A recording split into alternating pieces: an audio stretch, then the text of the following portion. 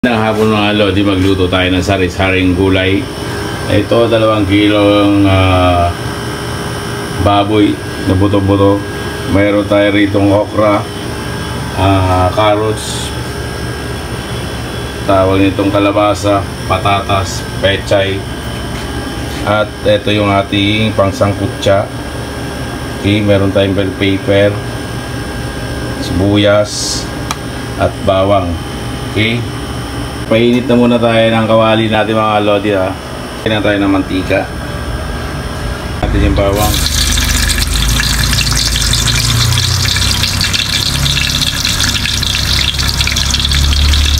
Natin yung ating baboy. Oh! Natin bell pepper. Thank you.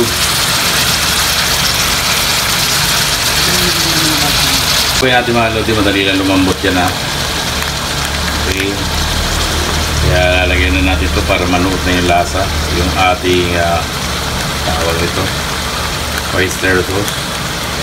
Na siya, nagmamantika na siya mga lodi. Natin yung ating patatas. Natin yung carrot. Lang muna natin mga lodi, no? Yan. Mix. Natin ng paminta. Yan. Okay mga lodi, haluin muna natin ha. Yan. Nagsasabaw lang yan siya ng kusa eh. Wala tayong lalagay na sabaw dyan. Tapos lagay na natin yung ating kalabasa.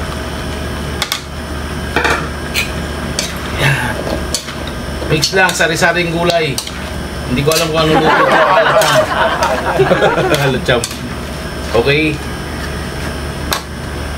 Ating gulay natin mga lodi, masisira na kasi ito kaya niluto na natin lahat. Okay, natin yung ating pechay.